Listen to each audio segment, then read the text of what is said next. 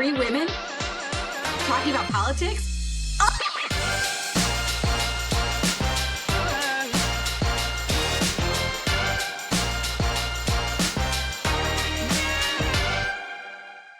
If democracy had a group chat, this would be it. Welcome to Organizing Chaos with Roots to Results. In the next 20 minutes, we're going to unpack the chaos that is politics in 2025 through an organizer's lens and give you the tools you need to do something about it. I'm Meg Simons, Creative Director at Roots to Results, and I'm here with our amazing, impeccable co-founders, organizers, and all-around political badasses, Laura Miranda-Browne. Hi. And Sarah Virgo. Hi. So grab your preferred coping mechanism and settle in, because it's time to talk about elections. And I'm not talking about 2028 or even 2026. I'm talking about 1 week from now, November 4th, 2025. Because elections happen every year, whether we know it or not. Laura, I can always count on you for a good opinion. So who is having elections this year? And what exactly do we need to know? First of all, we were all sold a bag of goods in fourth grade when they told us elections happen every 4 years. It's absolutely not true. They happen every year. In places like New Jersey, they literally happen every year. And it feels like twice a year because we've got primaries and then we've got general elections. Oh, and then you throw in special elections on top of that. It feels like you're voting every 5 minutes, right? So here in 2025, everyone knows that the main big ticket items for this year are the gubernatorial elections in New Jersey and Virginia. A couple of special elections taking place for Congress. There are lots of ballot measures to talk about across a variety of states. Some have already happened in 2025 and some will be happening in November. And then there are lots of state level elections, city elections, county elections, Board of Education elections. We came together today to talk about the races that we are looking at and the races that have sort of piqued our interest. Instead of starting at the top down, we're going to go bottom up because that's kind of what we believe needs to happen. So I'm going to bet that Sarah has the most in the weeds local race to talk about. Why don't you start us off? Laura's not wrong there. I spend a lot of time analyzing trends and numbers and looking at who's voting, why are they voting, what's motivating them to vote, and what's sort of changing in the political landscape. So is there now an uptick in conservative values voting? Is there more progressive movement? I think, like Laura said, there's a lot of interesting races happening right now, New Jersey and Virginia being two of them for governor. That being said, really interesting race in Great Falls, Montana. Wait a second, Sarah, just to be clear, we have nothing to do with this race, right? Yes. Nothing, literally nothing. This is just you being a wonk and caring about every election. Yeah. So I am mentioning this race because I think it really mirrors this old guard Democrat versus progressive Democrat versus MAGA conservative trend that's happening in lots of different cities across the nation. The two candidates involved, it's Jasmine Taylor, who is the sort of progressive candidate that I referenced, and Corey Reeves, who is Republican, conservative, really staunchly different values and different platform. I actually had an opportunity to meet Jasmine at an event. It was like a pancake breakfast for Democrats. Really well attended. Tons of people showed up for us. It actually was for 7 a.m. in a senior center. It was I love that about Montana. Yeah, love that. But lots of different people were there, and I can usually pick out the candidate in a crowd at an event, especially. They're usually way overdressed, or they're trying to talk to too many people. They're taking photos. They have their people with them. That was not the case with Jasmine. Jasmine was very down to earth. Her family, she talks about this on her website and lots of other places. Her family went bankrupt trying to fund cancer care for a sibling. So that motivated her into a space of being an advocate. What resonated with me when I met her is that she has really deep policy plans for the things that she'd like to see for her area. She's at every city council meeting. She's offering public comment. But why I wanted to mention this race and why I think it's important to just say the things out loud sometimes. I was on her Facebook feed a couple days ago, and she posted something very innocent, couldn't have been, no offense to Jasmine and her team, but couldn't have been a more boring post. Just general voter information The comments coming through this feed and the comments that were being encouraged by other MAGA Republicans, it was gross. People calling her a communist, calling her, for radical ideas like let's make sure people can live and have access to healthcare and affordable housing, and I don't know, like support the library. Ooh, libraries. Ooh. So communist. God forbid kids have access to free books. Ugh, what a nightmare. Yeah. Calling her a communist, I think she clearly gets it a lot on a lot of her feeds, but I think the other part that was just particularly disgusting to me was the sexual harassment and the implication, the encouraging of others to engage in this like sexual violence against her because of her opinions.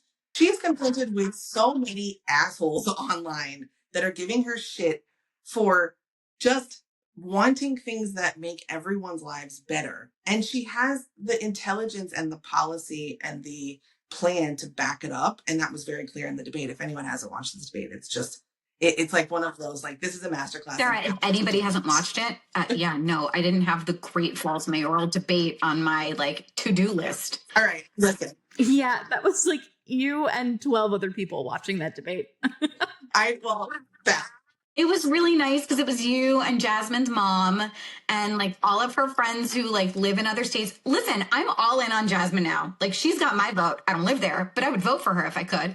I think the thing that is really upsetting to me, and I'm really glad you talked about this, is that people often complain about candidates. Oh, I don't like the candidates. I don't have good candidates. I don't like the choices. Well, maybe part of the reason people choose not to run is because of the vitriol they're going to get. Right? It takes so much bravery to put your name on a ballot and then to get abuse and then gendered and violent abuse. That really is a level of dedication to her community that is astounding. And I think for anybody from Great Falls who ends up listening to this, they should really consider how deeply committed she is to that community, to be willing to take that kind of abuse, also that she can make sure people have a chance of bettering their lives and the trash getting picked up properly, right? And the library existing. And it's bananas. I want her to know that there are people watching that campaign and really hoping that she not only is successful in this race, but really continues on in the work that she has set out to do, because it's so important. And if you had asked me 5 years ago to analyze the trends and say, will this type of candidate work in Great Falls? I would have said no. I would have said you need the equivalent of a sheriff riding to the polls on a horse to get elected there. And now she's getting a lot of support and people are really responding because they know that the policies she's suggesting will make their quality of life better. I mean, I'm sold. You said the phrase woman with a plan, and that's absolutely the quickest way to sell me on something. So BRB, moving to Montana. But I know deep down, though, there may be a time where she's reading something and being like, geez, this sucks. And I want her to know, I'm looking at things and I am really impressed by everything she's put out. And win or lose, the world needs more of Jasmine. So that's my input. There's lots of judges on the ballot in 2025 and in 2026 especially. This is Meg's. This is where she shines and loves to discuss anything judicial and has done really badass work as well with getting judges elected and placed into scenarios where they can put a lot of great change in policy forward. So Meg, I'm handing it to you. What's your race that you're particularly interested in? So here's the thing. If you've seen the news, you already know. The Supreme Court is kind of an absolute garbage fire right now. They seem hell-bent on taking a wrecking ball to nearly every single one of our rights. As a queer person, as a woman-adjacent person, it feels like every time I turn on the news, it's yet another headline like, today, the Supreme Court has taken up another case, deciding if queer people are people. We expect a decision in 6 months. And it's like, cool. I love waking up every morning not knowing if I have rights or not. It's super chill and definitely not something I have to talk about with my therapist every week. Very normal. It's just super normal. And with all of this going on, it's easy to feel hopeless. But here's what they don't want you to realize. The Supreme Court only hears a few dozen cases each term. About 1% to 2% of the literally millions of cases that work their way through the courts every year. That means that all the rest of those decisions that impact your life are not made by the Supreme Court. They're made by lower courts. State courts hear about 70 million cases a year. So if your state passes a law to protect abortion access or guarantee protections for LGBTQ people, challenges to those laws will likely be heard in state courts. Here's the catch, though. Nothing in America is easy, and that includes figuring out how state courts work. States get to pick how they want to select judges. It's like a choose-your-own-adventure game, but with people's lives and rights on the line. But since we're talking about the elections, I'm going to focus on the states that elect their judges. About 39 states have some form of judicial election. The Brennan Center has a great map if you want to check out how your state picks judges. In 2025, there are elections for about 15 appeals court seats across the country. Some of those have already happened, like in Wisconsin, where we saw thousands of people organize earlier this year to elect Judge Susan Crawford and reject Trump and Elon Musk's attempts to take over this important court. Next week, Pennsylvania has retention elections for 3 members of the court's current 5-2 Democratic majority. Basically, voters will vote yes or no on whether these judges get to serve another 10 years or not. And with the 2026 election right around the corner, we can't forget that state courts play a critical role in deciding how our elections happen. They hear cases on everything from gerrymandered maps to whether mail-in ballots can be counted. So it is particularly insane to me that so many of these state court seats are just left open.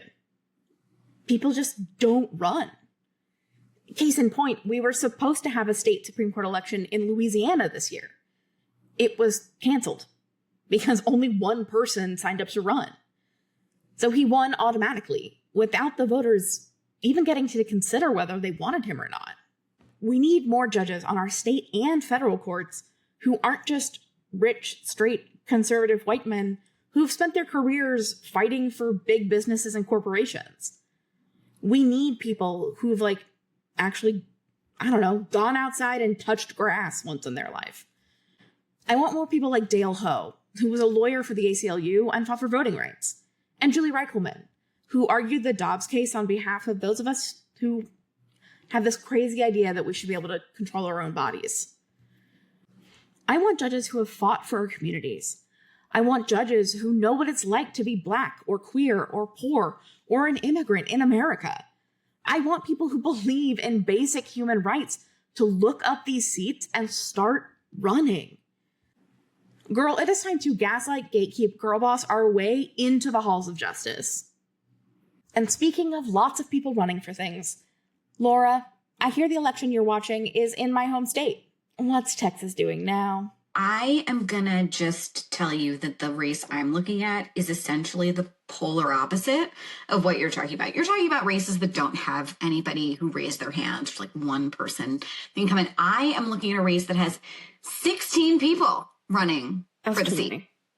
16 people for a special election in what I will now call the old Texas 18, right? There is an existing congressional district, Texas 18, that the Texas state legislature has just redistricted into non-existence. Oh, God. But because the person in that seat is no longer in that seat, they need to put somebody in that seat. So now we have a special education. No, special election scheduled for November 4th. Voting already started. Polls opened on the 20th. And 16 people are running to fill a seat that will end at the end of 2026. So they'll get there, right? They'll get there. You're going to get 16 people on the ballot in November. You're going to end up with a runoff. The runoff will be scheduled for the beginning of 2026. So that person's going to maybe sit in that seat for, best case scenario, 11 months. Meanwhile, that district doesn't exist anymore. There is a brand new borderline for the Texas 18, and a whole new crop of people will be running. So you will have potentially competing elections taking place at the exact same time in January, possibly February, maybe even into March. This is chaos. Okay. This is chaos, not just because there are 16 people running, but because you potentially have 2 elections going on for the same titled district, but that are geographically different areas. About 3/4 of the voters who are going to vote in November for the Texas 18 will not be eligible to vote for the new Texas 18 come November 2026. Not confusing at all for voters. No, absolutely not. No, super clear, right? Really clear. This is politicians who want to control their voters. They want to pick their voters. So in response to Democratic inroads and Democratic gains, the Texas state legislature decided, no. Texas, despite it being actually a pretty middle of the road place in a lot of places, should always be Republican. And we're going to make it so that it is extra Republican in certain areas. Al Green, Congressman Al Green, his district is in this mess. His house is now in a very solidly Republican seat. He's been in Congress forever. He's beloved. Right. So that brings me to sort of the new Texas 18. I suspect that whoever wins ultimately in the runoff in the early part of 2026 will immediately file to run again in the November 2026 election so that they can keep that seat for more than 11 months. But I suspect that they will be running against Al Green. It's going to be a tough new seat. Keep that in the back of your mind, because I am sure let me rephrase that. A lot of people are aware that California is going to have a special election for Proposition 50. And Proposition 50 is Gavin Newsom saying to the people, we are not going to allow Texas to have an outsized influence on national politics because we, California, are bigger. So let's throw our weight around and let's redistrict ourselves mid-season, right? So now the voters in California are, according to all polls, likely to approve a mid-season congressional redistricting so that they can counter these, in my opinion, unethical new districts that have been created in Texas. This is crazy. This is chaos. And this is, I love chaos. I'm a chaos goblin. But there's chaos that happens because there's opportunity, and then there's manufactured chaos. And that's what this is. I love all the super local races. I sit on my local zoning board. You cannot get more local than that, right? Like, I am deeply in it. But I also think that it's important to realize that these bigger races, these congressional districts, and that what's happening locally has national impact. And this is a perfect example. Locally, Texas state government, which is Republican controlled, has decided to redistrict. And that is going to impact everybody else in the country, because that's the control of Congress. That's the ability to put a check and a balance on Donald Trump. That feels like a great note to end on, and our 20-minute self-imposed mark is looming right in the distance. So can you give folks who tuned in today one thing they can do with all of this information? What should they take away? What should they do now? Obviously, you need to vote. Clearly. Get off of social media, stop writing things for Substack, stop bitching to your neighbors about how things suck, and go vote. And not only just go vote, but vote with friends, with a partner, with your eligible children that are now maybe old enough. Get the kid that's staying in the dorm but can actually vote by mail and, who's away right now for election day but can vote still. Remind everyone, be the annoying person that highlights why the school board election matters, why the city council race matters. What do you want to see with mayor? Laura and I are consistently the annoying people talking to everyone about voting, and I don't care. You can engrave it on my tombstone. Vote. We'll see you next time on Organizing Chaos. Bye.